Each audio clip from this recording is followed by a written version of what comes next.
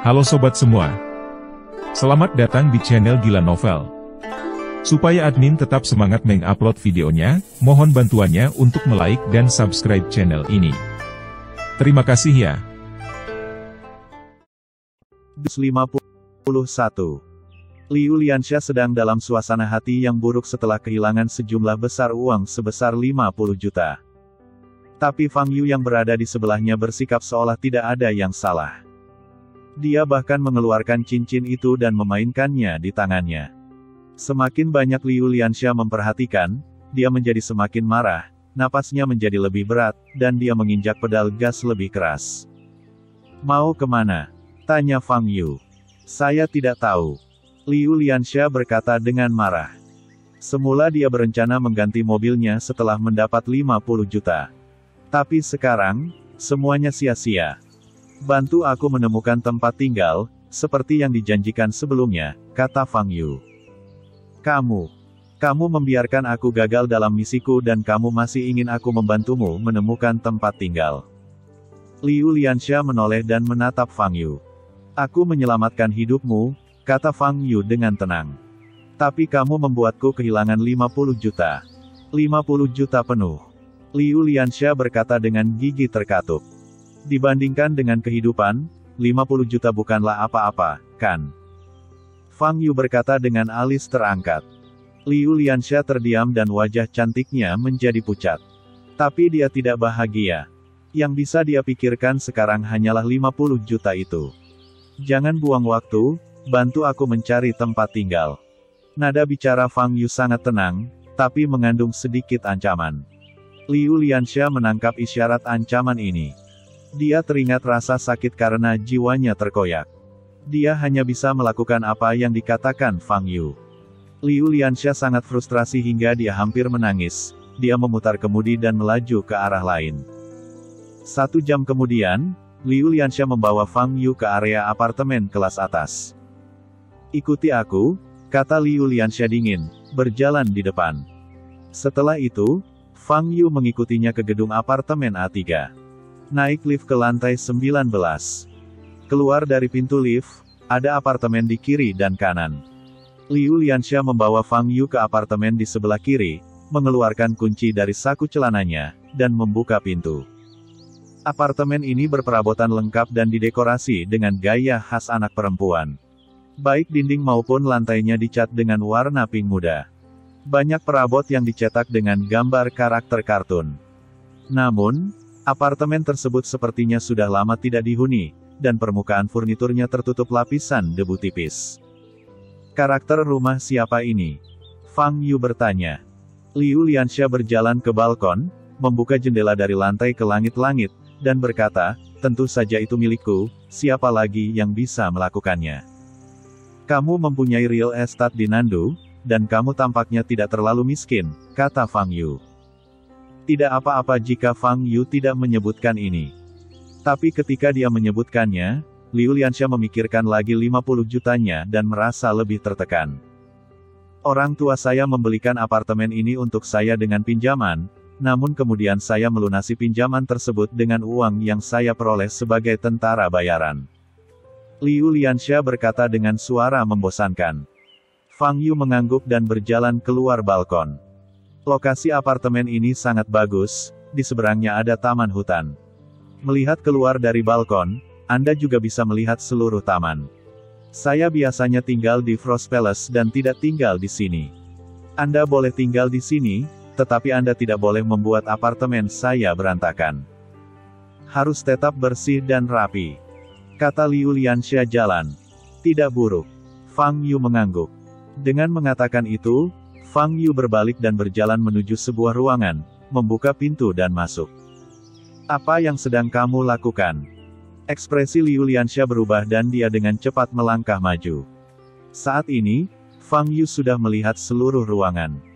Jika gaya dekorasi di luar bersifat girlish, maka gaya dekorasi di dalam ruangan lebih-lebih bersifat girlish. Ada tokoh kartun di mana-mana, bahkan tempat tidurnya pun berbentuk kepala babi yang lucu. Ada 2 boneka kartun setinggi 1 meter di atas tempat tidur, dan banyak potret karakter kartun di dinding. Tidak peduli bagaimana kamu melihatnya, Pemilik ruangan ini berumur tidak lebih dari 10 tahun. Keluar cepat. Liu Lianxia berkata mendesak, wajahnya merah dan telinganya merah. Fang Yu hanya melihatnya sekilas, berbalik dan berjalan keluar ruangan. Itu kamarmu? Fang Yu bertanya. Orang tuaku yang mendekorasinya. Mereka akan selalu memperlakukanku seperti anak berusia 3 tahun. Liu Lianxia berkata dengan wajah merah. Fang Yu tidak peduli dengan dekorasi kamarnya dan berjalan ke ruangan lain. Dekorasi ruangan ini terlihat biasa saja, dengan tempat tidur, meja, dan balkon. Aku akan tinggal di kamar ini, kata Fang Yu. Selama itu bukan kamarnya, Liu Lianxia akan baik-baik saja. Setelah mengenal apartemen itu beberapa saat, Fang Yu duduk di sofa di ruang tamu dan berkata kepada Liu Lianxia, sekarang bantu saya menemukan orang yang menguasai teknik api ungu. Liu Lianxia mengerutkan kening dan berkata, video buram itu berisi terlalu sedikit informasi. Tidak ada lagi. Dia hanya meninggalkan sedikit informasi ini, kata Fang Yu. Liu Lianxia mengeluarkan ponselnya dan berkata, saya akan meminta informan saya untuk menyelidikinya. Itu tergantung apakah mereka dapat menemukannya atau tidak. Fang Yu mengangguk. Dia juga tidak menaruh harapan pada Liu Lianxia.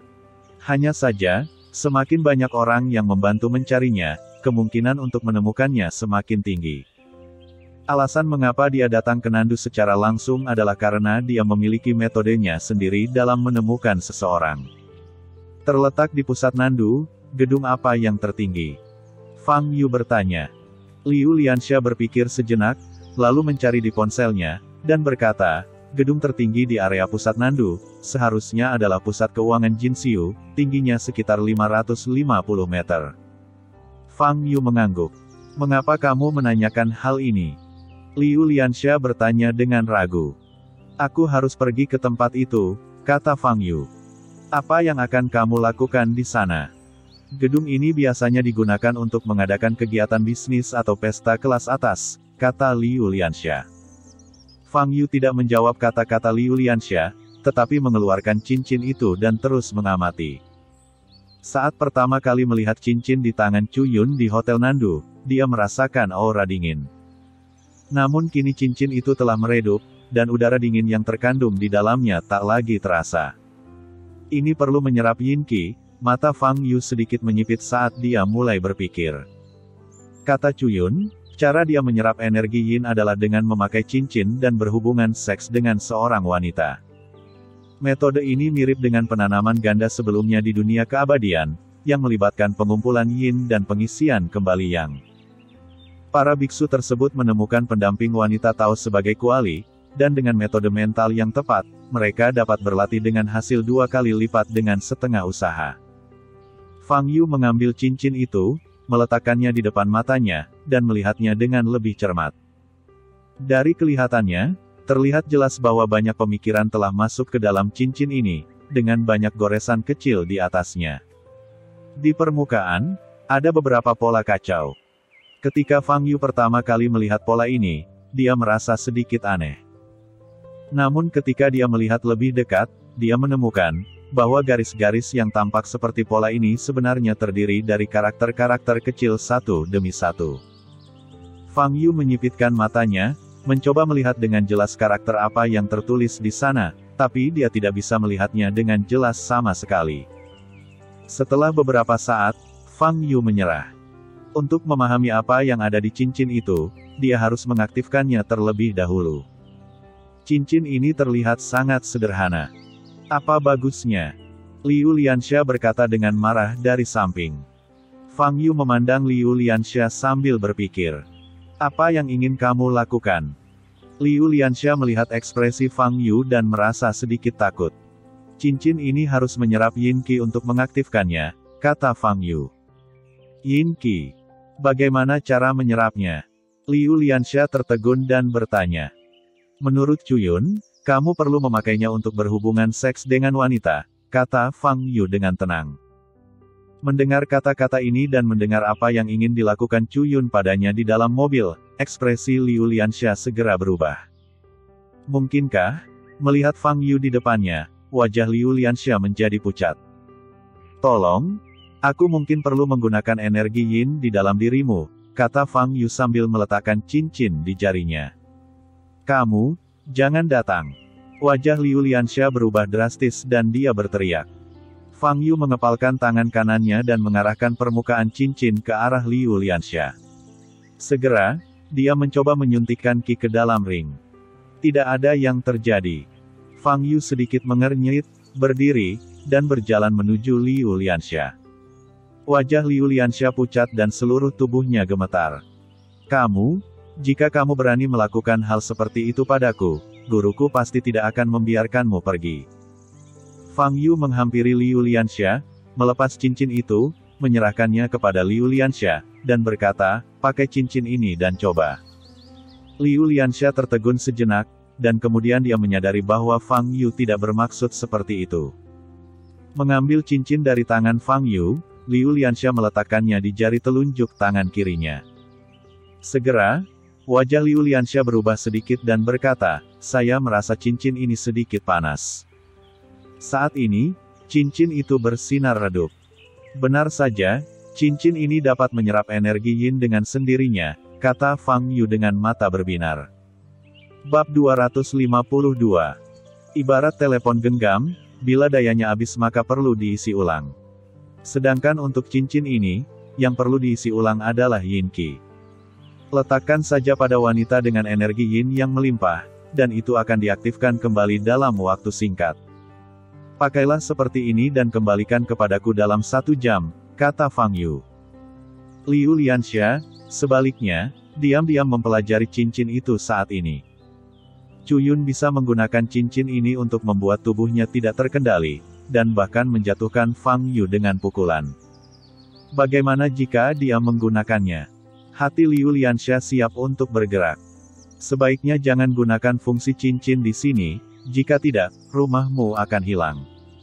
Seolah-olah dia telah memahami pikiran Liu Lianxia, Fang Yu berkata dengan tenang.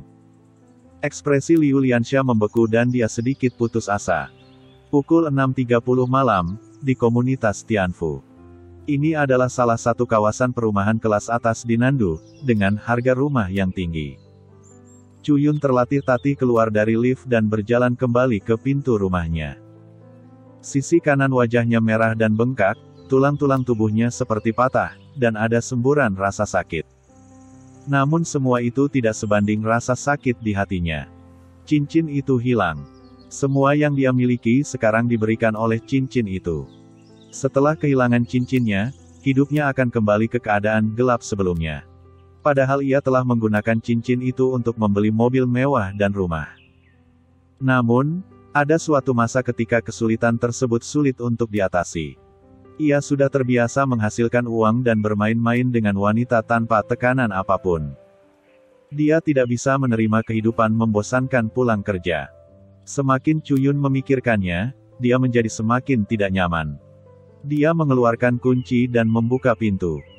Namun ketika dia memutar kunci, dia menemukan bahwa pintunya tidak terkunci sama sekali, dan dia mendorongnya hingga terbuka. Apakah aku lupa mengunci pintu saat keluar pagi tadi? Cu Yun sedikit bingung dan masuk ke dalam rumah.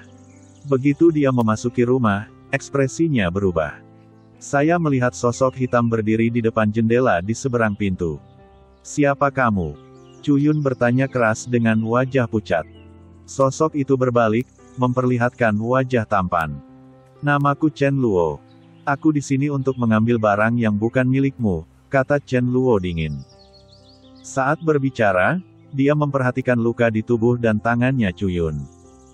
Tidak memakai cincin. Mata Chen Luo bergerak sedikit dan berkata, di mana cincinmu? Apakah kamu di sini untuk mencari cincin itu lagi? Cu Yun tertawa sedih dan berkata, tidak. Kamu terlambat. Cincinku direnggut pada sore hari. Chen Luo sedikit mengernyit. Dia sepertinya menyadari sesuatu. Tapi dia tidak sepenuhnya mempercayai kata-kata Cu Yun, dan mengulurkan tangannya untuk menariknya ke depan. Cu Yun terbang ke udara dan jatuh di depan Chen Luo. Chen Luo mengangkat kakinya dan menginjak wajah Cu Yun. Matanya dingin dan dia bertanya lagi, di mana cincinnya? Cu Yun hanya merasakan kekuatan besar menekan tubuhnya, yang sangat berat. Sungguh, Orang lain telah mengambilnya. Aku tidak berbohong padamu. Raung Chuyun. Chen Luo menginjak pipi Chuyun lebih keras. Siapa yang mencurinya? Ah, aku tidak tahu identitasnya. Ada 2 orang, laki-laki dan perempuan. Chuyun menjerit kesakitan, merasakan tulang-tulang di tubuhnya akan hancur. Seperti apa rupanya? Chen Luo bertanya dengan wajah dingin. Perempuan, gadis itu sangat cantik, laki-laki itu berpenampilan biasa saja. Dia terlihat sangat muda, mungkin belum berumur 20 tahun, kata Chuyun yang kesakitan saat wajahnya diinjak. Wajah Chen Luo sangat jelek. Dia tidak menyangka cincin yang ingin dia dapatkan akan hilang dengan cara ini. Itu pasti diambil oleh tentara bayaran itu. Brengsek. Chen Luo dipenuhi amarah, dan permusuhannya pun muncul. Cincin yang direnggut disebut cincin roh void, dan itu adalah cincin paling kuat di antara 3 cincin roh. 2 cincin yang dia pegang di tangannya, adalah yang satu disebut cincin roh air dan yang lainnya disebut cincin roh bumi. Cincin halus, cincin roh air, dan cincin roh bumi. Hanya ketika ketiga cincin tersebut digabungkan, barulah kekuatan yang paling kuat dapat dikerahkan. Chen Luo bahkan dapat menggunakannya untuk menerobos ke tahap Nas Chen Soul, yang disebut alam martial Sein. Dalam kehidupan Chen Luo sebelumnya, orang yang mengumpulkan 3 cincin roh adalah orang yang kuat dalam tahap transformasi dewa. Setelah itu, orang kuat itu menjadi hampir tak terkalahkan di dunia. Siapapun yang mengganggunya akan dikutuk. Setelah melihat kekuatan 3 cincin roh, hal pertama yang dipikirkan Chen Luo setelah kelahirannya kembali adalah mengumpulkan 3 cincin roh. Ini adalah keuntungan terbesar dari kelahirannya kembali. Di dunia seni bela diri saat ini, tidak ada yang mengetahui kekuatan 3 cincin roh. Dia dapat mengumpulkan ketiga cincin roh tanpa membayar harga berapapun. Kebenarannya berjalan sesuai rencana. Mulai dari kelahirannya kembali, Chen Luo menghabiskan sekitar 10 tahun mengumpulkan cincin roh air dan cincin roh bumi. Berita tentang cincin halus itu adalah sesuatu yang baru dia ketahui baru-baru ini. Dia hendak mengumpulkan ketiga cincin roh, tapi dia tidak menyangka sesuatu yang tidak terduga terjadi pada saat ini. Seharusnya aku mengambilnya sendiri sejak lama. Tidak perlu memperhatikan omong kosong dalam keluarga itu. Chen Luo sangat kesal. Dia tahu bahwa dia telah membuat pilihan yang sangat salah. Tuan, tolong lepaskan aku, cincin itu sudah tidak ada di tanganku. Pergilah mencari masalah dengan pria itu, pinta Chuyun. Bentak. Sebelum dia bisa menyelesaikan kata-katanya, Chen Luo menginjak kepalanya dan meledak. Ibarat semangka, semua bagian dalamnya yang berwarna merah dan putih terciprat keluar. Gelombang udara keluar dari tubuh Chen Luo, menghalangi noda darah dari pakaiannya. Dia melihat mayat menyedihkan di tanah dengan mata yang sangat dingin. Tidak peduli siapa kamu, jika kamu berani mengambil cincinku atau kesempatanku, aku akan membiarkanmu mati tanpa kuburan. Momentum dahsyat muncul dari Chen Luo. Di saat yang sama, kedua cincin di tangan kanannya bersinar dengan cahaya yang menyilaukan. Chuyun sempat mendeteksi pihak lain di sore hari, dan mungkin itu berarti belum meninggalkan Nandu. Ketiga cincin roh tersebut akan saling menginduksi. Jika cincin halus muncul di dekatnya, maka Chen Luo pasti bisa merasakannya. Setelah memikirkannya, Chen Luo mengeluarkan ponselnya dan memutar nomor. Liu Lianxia sedang duduk di sofa, menjelajahi web gelap di ponselnya. Dia sangat membutuhkan uang dalam waktu dekat ini. Setelah kesepakatan bisnis diganggu oleh Fang Yu pagi ini, dia harus menerima pesanan lain. Saat ini, Liu Lianxia menerima telepon. Angka tersebut menunjukkan bahwa dia adalah pemberi kerja misi cincin hari ini. Ekspresi Liu Lianxia sedikit berubah dan dia menjawab panggilan itu. Apakah cincin itu ada di tanganmu sekarang? Suara pihak lain sangat dingin. Liu Lianxia terkejut dan menjawab, saya tidak tahu apa yang Anda bicarakan. Bagus sekali. Kamu adalah orang pertama yang berani mempermainkanku di depanku, kata pihak lain. Liu Lianxia tidak tahu harus berkata apa untuk sesaat. Namaku Chen Luo. Aku akan segera menemukanmu. Saat itu, kamu, teman sekelasmu, dan cincin itu tidak akan bisa lepas, kata pihak lain dengan dingin, lalu menutup telepon. Liu Lianxia meletakkan ponselnya dan tampak pucat. Chen Luo. Majikannya sebenarnya adalah Chen Luo. Nama ini sangat familiar baginya. Tuan muda jahat dari keluarga Chen, Chen Luo. Seorang pejuang puncak yang baru berusia 26 tahun. Di Huaibei, baik keluarga Chen maupun nama Chen Luo sudah cukup untuk mengintimidasi kebanyakan orang. Cincin itu sebenarnya yang diinginkan Chen Luo. Pantas saja harganya mencapai 50 jutaan. Liu Lianxia duduk di sofa, mengingat apa yang dikatakan Chen Luo, dan semakin dia memikirkannya, dia menjadi semakin gelisah. Dilihat dari nada bicara Chen Luo, dia sangat marah sekarang. Jika dia benar-benar datang ke rumahnya, Liu Lianxia akan hancur. Liu Lianxia segera berdiri, berjalan ke pintu kamar Fang Yu, membuka pintu dan masuk. Saat ini, Fang Yu sedang berbaring di tempat tidur. Fang Yu, tolong serahkan cincin itu secepatnya. Liu Lianxia berkata dengan mendesak. Kenapa? Fang Yu memandang Liu Lianxia dan bertanya dengan ragu. Itu, cincin itu yang diinginkan Chen Luo. Kita harus memberikannya kepada Chen Luo, jika tidak, kata Liu Lianxia cemas. Chen Luo. Fang Yu mengangkat alisnya dan bertanya, apakah kamu berbicara tentang Chen Luo, keluarga Chen dari 3 keluarga besar di Huaibei? Kamu juga mengenalnya. Lalu kenapa kamu tidak segera menyerahkan cincin itu? Ketika dia sampai di pintu, itu akan terlambat. Liu Lianxia membuka mata indahnya dan berkata. Saat ini, Fang Yu memiliki senyum aneh di wajahnya. Apakah cincin ini yang diinginkan Chen Luo? Kebetulan sekali. Fang Yu ingat apa yang dikatakan Han Qi padanya di sore hari, dan senyum di wajahnya menjadi lebih cerah.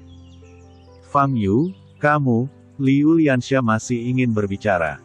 Aku tidak akan menyerahkan cincin ini.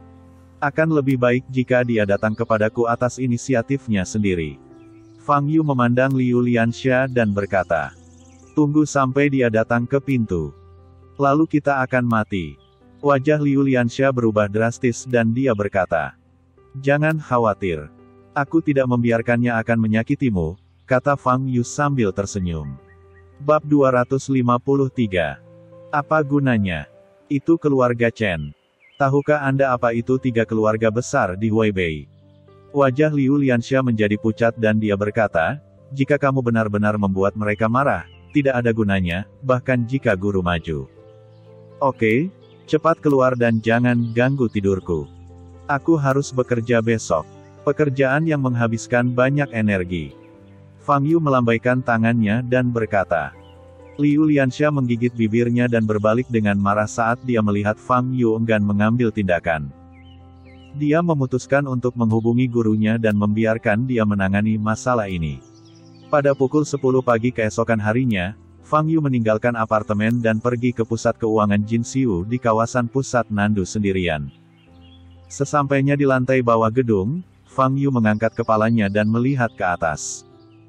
550 meter dianggap sangat tinggi dari sudut pandang arsitektur. Atap gedung ini adalah tempat yang ingin dituju Fang Yu. Fang Yu masuk ke gedung dan naik lift. Seluruh pusat keuangan memiliki total 120 lantai. Namun jumlah lantai yang bisa dijangkau oleh lift wisata hanya 110 lantai. 10 lantai lebih jauh ke atas, itu adalah area pribadi dan siapapun tidak diperbolehkan naik tanpa izin. Lift naik dengan sangat cepat, dan tak lama kemudian Fang Yu mencapai lantai 110. Lantai 110 adalah tempat konferensi. Ketika Fang Yu keluar dari lift, dia melihat banyak orang berdiri di dalam venue di depannya. Sebuah platform tinggi didirikan di depan tempat tersebut, dengan meja kecil di platform tinggi. Di depan platform tinggi terdapat banyak kursi. Sepertinya sedang ada lelang di sini. Tapi Fang Yu tidak peduli dengan pelelangan di dalam, dan berjalan ke pinggiran tempat tersebut. Di sekeliling tempat itu ada jendela dari lantai ke langit-langit yang menonjol keluar. Melihat keluar dari sini, maka bisa melihat pemandangan ratusan meter di udara. Di seberang Fairview Financial Center itu juga terdapat menara tinggi. Itu adalah menara TV Nandu. Tingginya 490 meter, hanya 60 meter lebih pendek dari Fairview Financial Center. Fang Yu mengikuti trotoar luar dan berjalan ke suatu tempat dengan jendela terbuka. Dia melihat sekeliling, dan tidak ada orang lain. Jadi, dia melangkahi pagar, menginjak jendela, dan memanjat keluar. Di luar, jaraknya lebih dari 500 meter di langit. Karena sangat tinggi, orang-orang di bawah bahkan tidak menyadari ada sesosok tubuh yang muncul di luar kaca gedung tinggi di lantai 110. Fang Yu menggunakan energi aslinya untuk menyerap kaca dan berjalan cepat. Agar kacanya tidak pecah, dia dengan hati-hati mengontrol energinya dan tidak berani berjalan terlalu cepat. Butuh waktu sekitar 3 menit bagi Fang Yu untuk mencapai atap teratas Fairview Financial Center. Namun tian-tian bukanlah titik tertinggi dari gedung ini. Titik tertinggi ada di puncak menara yang didirikan di belakang atap. Fang Yu menendang kakinya, melompat ke udara, dan langsung melompat ke puncak menara. Ini adalah titik tertinggi di kawasan tengah Nandu. Fang Yu membuka tangannya dan menghirup udara segar dalam-dalam. Lalu dia mengatupkan kedua tangannya dan menutup matanya. Semburan kekuatan spiritual terpancar dari tubuh Fang Yu dan menyebar keluar dengan kecepatan yang sangat cepat. Kekuatan agung dari kesadaran spiritual, melonjak seperti gelombang. Ia menyapu gedung-gedung tinggi satu demi satu, dan juga bangunan tempat tinggal satu demi satu. Toko-toko, jalan raya, dan bahkan sebatang pohon di pinggir jalan, semuanya tersapu oleh kekuatan kesadaran spiritual. Informasi yang rumit dan terperinci mengalir ke otak Fang Yu seperti serigala liar. Selama kesadaran spiritualnya menyapu tempat itu, bahkan jika itu adalah seekor semut di tanah, Fang Yu dapat dengan jelas melihat setiap jejak tubuh dan setiap rambutnya. Dalam lingkup kekuatan kesadaran Fang Yu, tidak ada yang disembunyikan.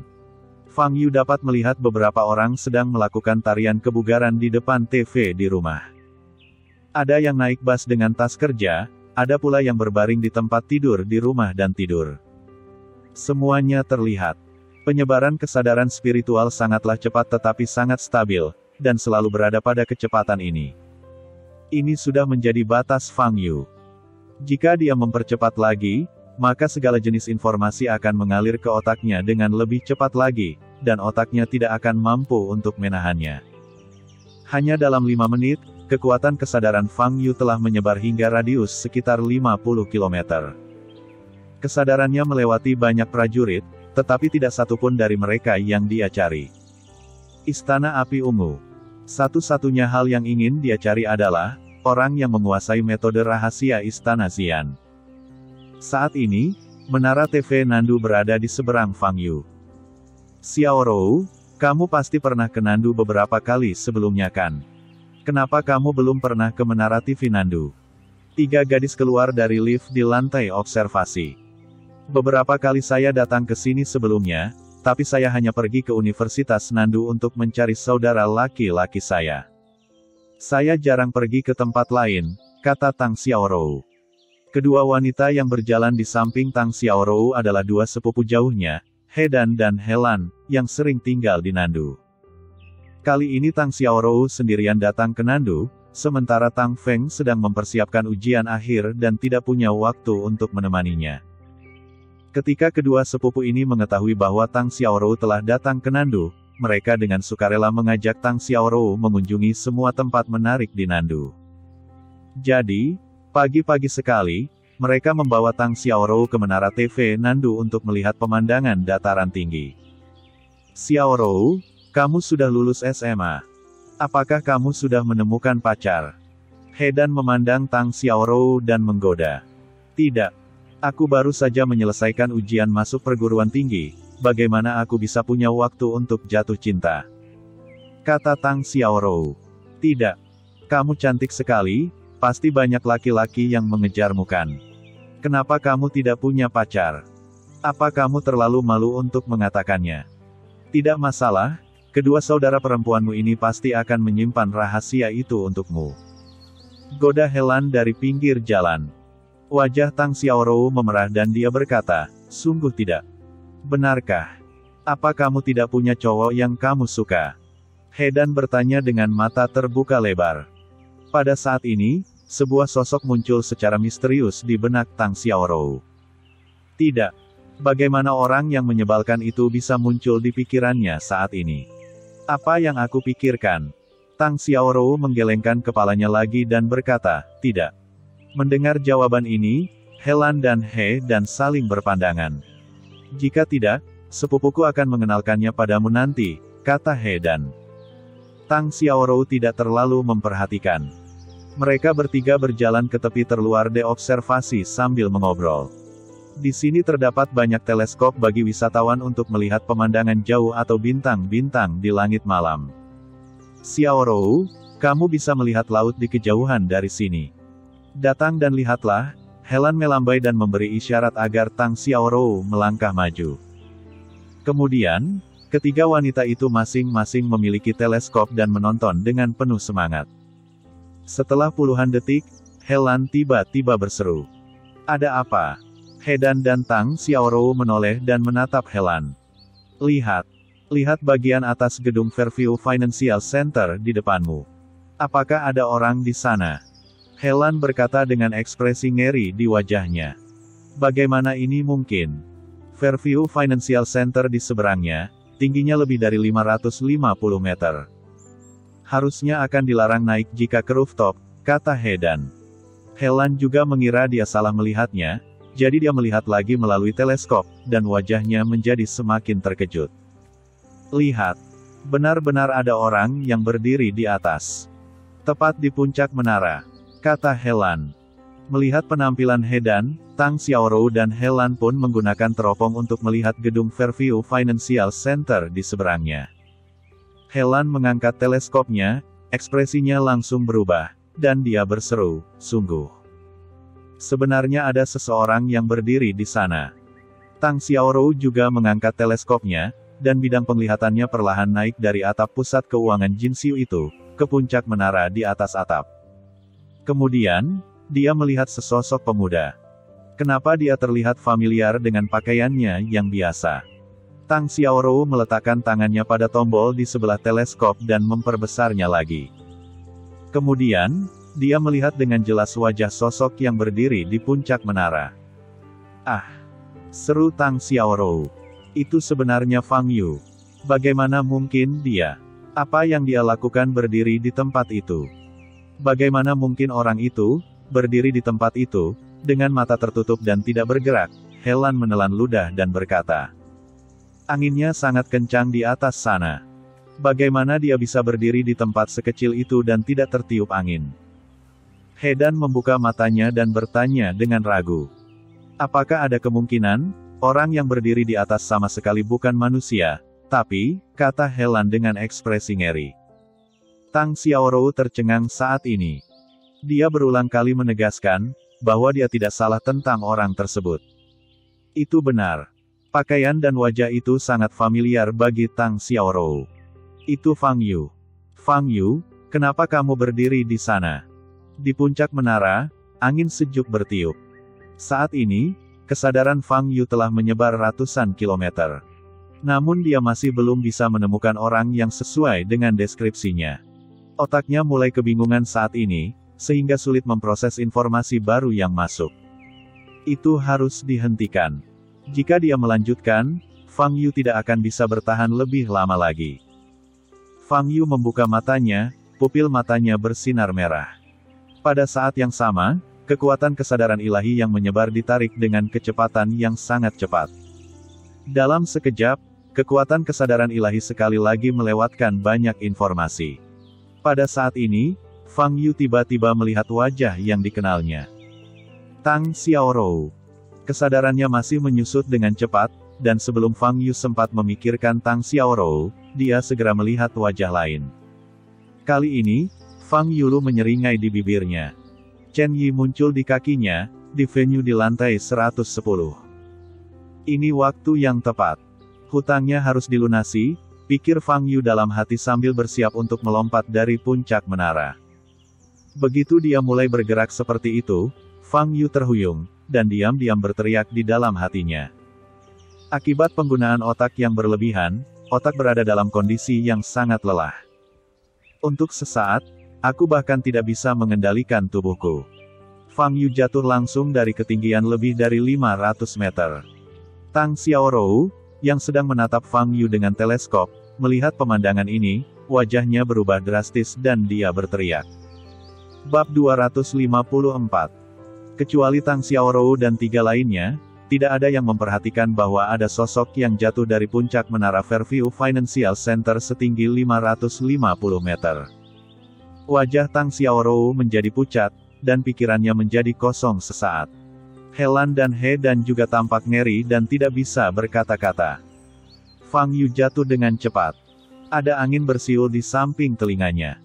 Fang Yu bisa melihat tanah di bawah, tapi dia belum bisa mengendalikan tubuhnya. Otaknya sangat bingung dan kecepatan berpikir menjadi sangat melambat. Di lantai 53, seorang eksekutif bisnis sedang memegang secangkir kopi dan melihat pemandangan di luar. Tiba-tiba sesosok tubuh melintas, membuatnya sangat ketakutan hingga tangannya gemetar, dan kopi panasnya tumpah ke tangannya. Mendesis. Eksekutif itu tersentak dan tampak terkejut. Sesuatu jatuh di depan matanya. Apakah itu laki-laki? Dia tidak melihat dengan jelas. Eksekutif itu berpikir sejenak dan segera berbalik dan pergi. Dia ingin turun untuk melihat apa yang jatuh. Ledakan. Setelah jatuh tepat di udara selama sekitar 10 detik, Fang Yu mendarat dengan keras di rumput di belakang gedung pusat keuangan, menghancurkan rumput tersebut menjadi debu. Fang Yu sedang berbaring di lubang di rumput, matanya tenang. Untungnya, tidak ada orang di sekitar sini. Berbaring saja di sini sebentar, pejamkan mata, kosongkan pikiran, dan biarkan otakmu yang lelah beristirahat. Menara TV Nandu, di lantai tamasya. Tang Xiaorou kembali sadar, wajahnya tidak berdarah. Dia memastikan bahwa dia melihatnya dengan benar. Fang Yu jatuh dari gedung setinggi 550 meter di seberangnya. Tubuh Tang Xiaorou sedikit gemetar. Dia tahu bahwa Fang Yu bukanlah orang biasa dan sangat terampil. Namun, jatuh dari ketinggian lebih dari 500 meter dan mendarat di tanah, dampaknya bukanlah sesuatu yang bisa ditahan oleh tubuh manusia. Tang Xiaorou mengeluarkan ponselnya dan awalnya ingin menelepon polisi, tetapi dalam riwayat panggilan, dia secara tidak sengaja memutar nomor Fang Yu. Dia berharap dia melihat orang yang salah. Orang itu tadi bukanlah Fang Yu. Fang Yu sama sekali tidak muncul di Nandu. Bip. Tang Xiaorou menggigit bibir merah mudanya, merasa sangat gugup. Namun setelah nada panggilan berlangsung selama 10 detik, tetap tidak ada yang menjawab. Hati Tang Xiaorou tenggelam. Fang Yu tidak menjawab telepon, yang berarti orang di seberangnya jatuh dari gedung. Pada saat ini, panggilan itu tiba-tiba tersambung. Tang Xiaorou tertegun dan bertanya dengan cemas, Fang Yu, apakah itu kamu? Ini aku, ada apa? Suara familiar Fang Yu terdengar di telepon. Tang Xiaorou menghela napas lega dan ekspresinya melembut. Sepertinya dia benar-benar melihat orang yang salah. Orang di seberangnya hanya mengenakan pakaian yang mirip dengan milik Fang Yu, dan kemudian dia mengenali orang yang salah. Tapi apakah dia benar-benar mengakui orang yang salah? Di teleskop, wajah yang dilihatnya persis sama dengan wajah Fang Yu. Bagaimana bisa dua orang terlihat begitu mirip di dunia ini? Mungkinkah Fang Yu mempunyai saudara kembar? Ada apa? Jika tidak ada apa-apa, aku tutup teleponnya. Tepat ketika Tang Xiaorou sedang berpikir liar, Fang Yu berkata dengan tidak sabar. Tunggu. Tang Xiaorou berkata dengan mendesak, di mana kamu sekarang? Huaibei, Nandu, jawab Fang Yu. Ah. Tang Xiaorou benar-benar tercengang. Saat itu, Fang Yu juga menutup teleponnya. Fang Yu memasukkan kembali ponselnya ke saku celananya. Tak disangka, setelah terjatuh dari ketinggian lebih dari 500 meter, ponsel yang diletakkan di depan saku celananya tidak rusak. Setelah berbaring beberapa saat, Fang Yu merasa jauh lebih baik. Kemampuan berpikir otaknya menjadi jauh lebih jernih. Beristirahatlah 10 menit lagi. Fang Yu berpikir begitu, menutup matanya, dan menjernihkan pikirannya sepenuhnya. Saat ini, pintu di depan pusat keuangan Fairview sedang ramai dengan orang-orang yang terus-menerus keluar masuk. Padang rumput tempat Fang Yu berada terletak di belakang Fairview Financial Center. Meski terdapat beberapa pintu di bagian belakang, namun karena letaknya, sangat sedikit orang yang memasuki gedung melalui pintu belakang. Oleh karena itu, tidak ada yang memperhatikan ada seseorang yang tergeletak di rerumputan di belakang. Fang Yu berbaring di sana sekitar 5 menit ketika terdengar suara langkah kaki di sampingnya. Seorang pria parubaya berjas, berjalan keluar dari pintu belakang dan melihat ke sekeliling, sepertinya mencari sesuatu. Eksekutif itulah yang melihat Fang Yu jatuh dengan matanya sendiri. Eksekutif itu turun ke lantai pertama, melihat sekeliling, dan menemukan lubang di rumput tidak jauh dari sana. Ekspresi eksekutif itu berubah. Dia berjalan ke depan dan menemukan seseorang terbaring di dalam lubang. Mata orang ini tertutup dan sepertinya dia sudah mati. Orang yang jatuh tadi memang manusia. Eksekutif itu tampak pucat dan berjalan maju perlahan. Saat dia berjalan, dia terkejut. Bagaimana mungkin tubuh orang ini tetap utuh setelah terjatuh dari ketinggian seperti itu? Menurut akal sehat, seharusnya sudah lama hancur menjadi pasta daging, bukan?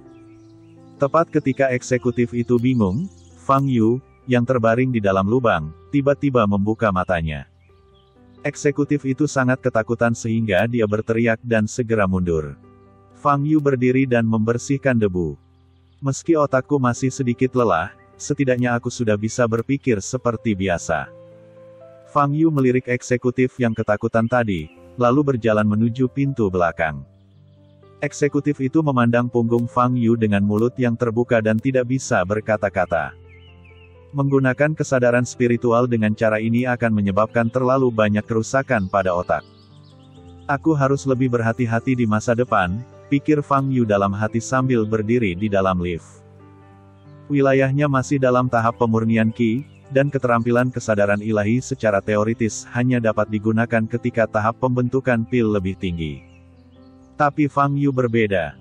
Ketika dia berada di sekitar level 500 tahap pemurnian Qi, dia mampu menggunakan kesadaran spiritualnya.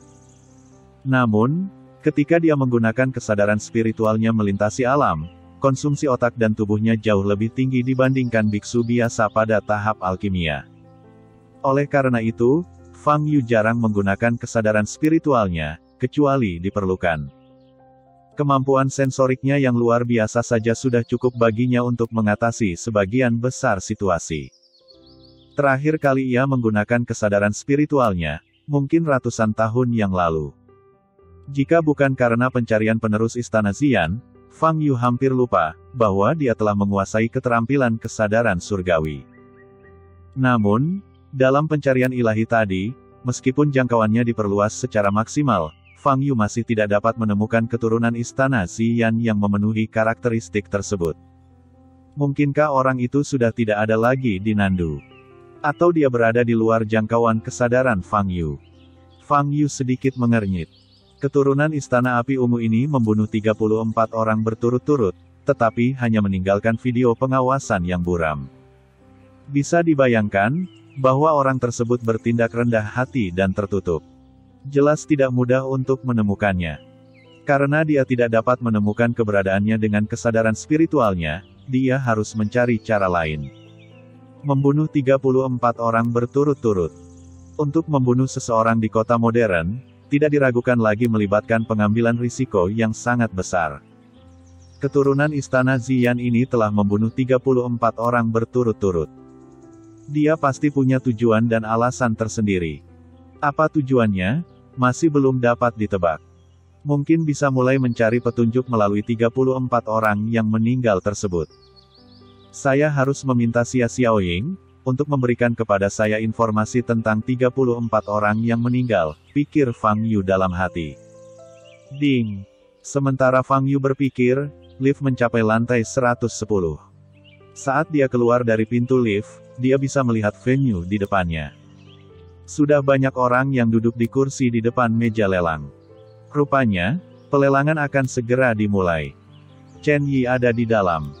Fang Yu sedikit menyipitkan matanya dan berjalan ke depan. Saat ini, teleponnya bergetar lagi. Itu panggilan lain dari Tang Xiaorou. Fang Yu berpikir sejenak dan menjawab telepon. Fang Yu, apakah kamu di pusat keuangan Jinxiu sekarang? Tang Xiaorou bertanya dengan tergesa-gesa di telepon. Bagaimana dia tahu? Fang Yu tertegun dan menjawab, "Iya. Ini benar-benar kamu." Tang Xiaorou terdengar sangat terkejut. "Apakah kamu melihatku?" Fang Yu bertanya dengan cemberut. "Iya. Aku baru saja berada di menara TV di seberang, dan aku melihatmu jatuh dari gedung dengan teleskop," kata Tang Xiaorou. "Baiklah." Fang Yu tidak menyangka akan bertemu Tang Xiaorou ketika dia datang ke Nandu. "Apakah kamu baik-baik saja?" Tang Xiaorou bertanya. "Tentu saja tidak apa-apa," jawab Fang Yu. "Ada hal lain yang harus kulakukan, jadi aku akan menutup telepon." Fang Yu menutup telepon dan ingin masuk ke tempat pelelangan. Namun saat ini, dua penjaga keamanan keluar dan menghentikannya. "Tuan, hari ini lelang diadakan oleh rumah lelang Seindun. Jika Anda ingin masuk, silakan tunjukkan surat undangan dari rumah lelang Seindun," kata seorang penjaga keamanan. "Kartu undangan." Mata Fang Yu bergerak sedikit dan dia tersenyum dan berkata, "Maaf, saya pergi ke tempat yang salah." Segera, Fang Yu berbalik dan pergi. Kedua penjaga keamanan menyaksikan Fang Yu pergi, saling memandang, dan kembali ke posisi masing-masing. Pada saat ini, Fang Yu, yang telah berjalan ke pintu lift, tiba-tiba berbalik dan mengambil langkah maju. Detik berikutnya, sosok Fang Yu muncul di tempat lelang. Bab 255. Kedua penjaga keamanan itu bahkan tidak menyadari bahwa Fang Yu telah masuk ke dalam tempat pelelangan. Fang Yu melihat sekeliling dan dengan cepat menemukan Chen Yi. Saat ini, Chen Yi dikelilingi oleh sekelompok orang, dan semua orang ingin mendatanginya dan menunjukkan rasa hormat mereka kepadanya, agar bisa mengenalnya. Lelang hari ini tidak terlalu berkualitas, yang datang untuk mengikuti lelang hanyalah pengusaha kaya. Dan bagi tuan muda setingkat Chen Yi, untuk muncul di pelelangan tingkat ini, dia akan seperti seorang kaisar yang melakukan tur inspeksi dengan penyamaran. Biasanya, para pengusaha kaya ini tidak akan pernah memiliki kesempatan untuk berhubungan dekat dengan Chen Yi. Dikelilingi oleh pengusaha kaya, Chen Yi tersenyum dan menyapa semua orang.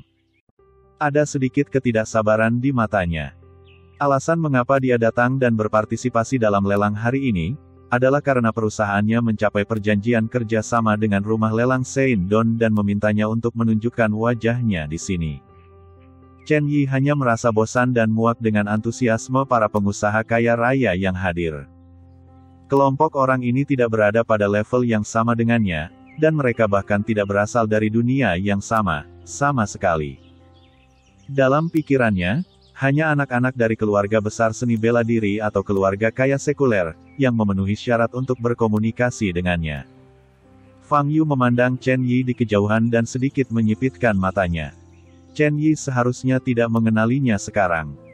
Terakhir kali mereka bertemu, Fang Yu menggunakan identitas Daotian setelah penyamarannya. Ada terlalu banyak orang di sekitar Chen Yi, jadi Fang Yu tidak terburu-buru mendatangi Chen Yi. Namun, Fang Yu memperhatikan bahwa yang mengikuti Chen Yi masihlah orang tua yang dia temui di pulau itu, Tao Bai. Orang-orang terus berdatangan dari luar, dan semakin banyak orang di tempat pelelangan. Tang Xiaorou dan dua sepupunya datang ke lantai bawah pusat keuangan Jinxiu. "Saya pikir, mungkin kita salah melihatnya. Berjalan ke tempat itu saja adalah masalah. Bagaimana mungkin ada orang yang berdiri di sana?" kata Hedan. "Saya juga berpikir itu mungkin tiruan atau semacamnya.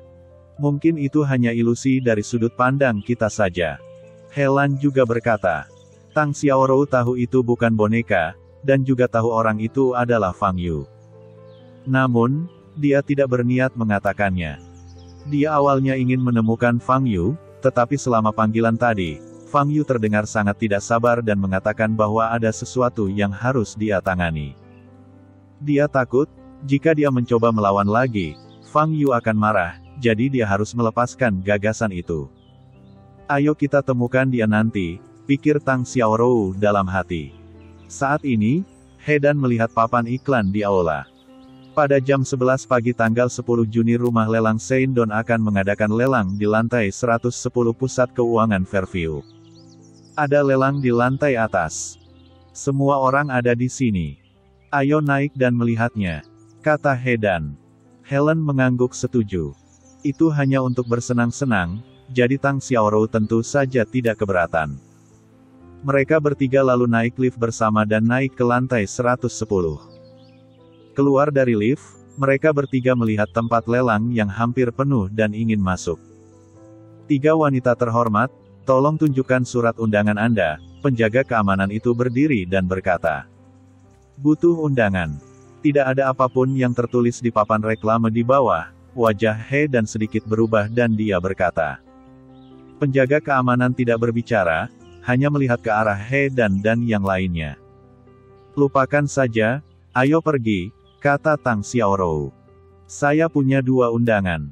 Bisakah saya membawa ketiga wanita ini masuk? Saat ini, suara laki-laki terdengar. Seorang pria berjas maju ke depan, memegang 2 undangan di tangannya. Tentu saja tidak masalah. Penjaga keamanan segera menerima undangan tersebut dan memberi isyarat kepada pria itu, Hedan, dan yang lainnya untuk masuk. Tuan, terima kasih. Anda orang yang baik. Hedan memandang pria itu dan tersenyum. Pria di depan mereka sangat tampan, yang membuat kedua saudara perempuan itu merasa senang padanya. Sama-sama. Mulut pria itu sedikit melengkung, dia melirik Hedan dan Helen, lalu menatap Tang Xiaorou, dan matanya dipenuhi panas. Dia datang membantu karena kecantikan Tang Xiaorou. Pikirnya, ketiga wanita ini bahkan tidak bisa mendapatkan undangan ke pelelangan Seindun, artinya, kondisi keluarga mereka jelas sangat biasa-biasa saja. Gadis seperti ini adalah yang paling mudah untuk dijemput. Namaku Wen Xiaotian, halo. Pria itu memperkenalkan dirinya. Namaku Hedan. Namaku Helen, senang bertemu denganmu. Wen Xiaotian memandang Tang Xiaorou. Namaku Tang Xiaorou, halo, kata Tang Xiaorou. Itu nama yang sangat bagus. Wen Xiaotian tersenyum, ini pasti pertama kalinya Anda mengikuti pelelangan semacam ini, bukan? Saya akan mengajak Anda masuk dan memberitahu Anda beberapa peraturan tentang pelelangan. Helen dan Hedan sama-sama memiliki kesan yang baik terhadap Wen Xiaotian, tetapi Tang Xiaorou tidak memiliki kesan tersebut. Dia telah menghadiri banyak lelang kelas atas dengan Tang Mingde sebelumnya, jadi dia hanya merasa bosan. Setelah memasuki venue, Wen Xiaotian terus mengobrol dengan Helen dan Hedan. Tang Xiaorou melihat sekeliling dengan bosan, dan kemudian ia melihat Fang Yu duduk di barisan belakang. Fang Yu. Ternyata dia ada di sini. Mata Tang Xiaorou berbinar dan dia berjalan menuju Fang Yu. Ketika Wen Xiaotian melihat Tang Xiaorou pergi, ekspresinya sedikit berubah. Kemana sepupumu pergi? Wen Xiaotian bertanya. Hedan dan Helen juga tampak bingung. Segera, mereka melihat Tang Xiaorou berjalan ke arah seorang pemuda berpenampilan biasa, yang mengenakan pakaian sederhana dan mulai mengobrol. Setelah beberapa saat, Tang Xiaorou duduk di samping pemuda itu. Sepertinya dia telah bertemu seorang teman. Wen Xiaotian memandang Fang Yu dan berkata dengan mata menyipit. Dan Hedan dan Helen seharusnya melihat Fang Yu di teleskop. Namun saat itu, mereka tidak menggunakan teleskop untuk memperbesar teleskop. Mereka hanya melihat sesosok tubuh, namun tidak melihat dengan jelas penampakannya. Oleh karena itu, bagi mereka, Fang Yu adalah orang asing. Bukankah Xiaorou bilang dia tidak punya teman di Nandu? Hedan bertanya dengan ragu. Ayo, kita ke sana dan duduk sebentar, kata Wen Xiaotian. Fang Yu tidak berdaya. Dia tidak menyangka akan bertemu Tang Xiaorou di sini. Fang Yu, apa yang kamu lakukan di sini? Tang Xiaorou, yang duduk di sebelah Fang Yu, bertanya dengan rasa ingin tahu. Temukan seseorang untuk menyelesaikan masalah, jawab Fang Yu. Meskipun Tang Xiaorou tidak tahu secara spesifik apa yang akan dilakukan Fang Yu, dia tidak bertanya lebih jauh. Xiaorou. Saat ini, Hedan dan 3 orang lainnya datang. Melihat Fang Yu dari dekat, mata Wen Xiaotian berkilat jijik. Berpakaian sederhana, dia tidak terlihat seperti orang kaya. Sepertinya teman sekelas Tang Xiaorou yang datang ke pelelangan ini, datang melalui koneksi. Anak muda seperti ini tidak layak menjadi pesaing Wen Xiaotian. Keduanya adalah sepupuku. Tang Xiaorou memperkenalkan Fang Yu. Hedan dan Helan tersenyum pada Fang Yu dan tidak banyak bicara. Pikiran mereka mirip dengan pemikiran Wen Xiaotian. Tapi yang membuat mereka berdua penasaran, adalah bagaimana Tang Xiaorou bisa bertemu teman biasa-biasa saja seperti Fang Yu, mengingat latar belakang keluarganya. Nama saya Wen Xiaotian, manajer umum perusahaan Huarong. Tidak ada yang memperkenalkan, tapi Wen Xiaotian memperkenalkan dirinya. Fang Yu melirik Wen Xiaotian dan mengabaikannya. Wajah Wen Xiaotian sedikit berubah dan dia hendak berbicara lagi. Pada saat ini, juru lelang di atas panggung mulai berbicara, "Selamat datang semuanya di rumah lelang Sein Dun yang pertama kali diadakan." Saat ini, rumah lelang hampir penuh dengan orang. Fang Yu memandang Chen Yi, yang duduk di barisan depan, memikirkan kapan harus naik dan berbicara dengannya. Lelang segera dimulai, dan satu demi satu item lelang disajikan. Barang lelang ini tidak lebih dari beberapa perhiasan dan barang antik, dengan nilai rendah dan kualitas yang biasa saja. Fang Yu tidak tertarik. Namun pengusaha kaya lainnya yang hadir menikmatinya, dan setiap barang lelang harus ditawar beberapa kali sebelum transaksi dapat dikonfirmasi. Saat giliran kalung safir yang dilelang, suasana berubah. Inilah fokus lelang hari itu. Kalung berwarna biru langit, yang dibuat dengan cermat oleh ahli perhiasan Eropa. Banyak pengusaha kaya datang ke pelelangan ini hanya untuk mendapatkan kalung langit biru ini. Harga awal 1 juta, dan setiap penawaran tidak boleh kurang dari 50.000. Kata juru lelang. Semua orang sangat ingin mencoba dan bersiap untuk menawar. 2 juta. Saat ini, Chen Yi, yang duduk di barisan depan berbicara. Ekspresi setiap orang yang hadir berubah. Tangan yang semula hendak diangkat langsung diturunkan. Kebanyakan orang yang hadir mengetahui identitas Chen Yi, siapa yang berani menawar dengannya. Rumah lelang yang ramai tiba-tiba menjadi sunyi. Chen Yi menyilangkan kaki dan duduk kembali di kursi, dengan hanya tatapan jijik di matanya. Sejujurnya, dia cukup menikmati perasaan dihormati oleh semua orang. Seolah-olah dia adalah seorang kaisar yang bersinar dengan semua bintang, sambil menggendong bulan di pelukannya.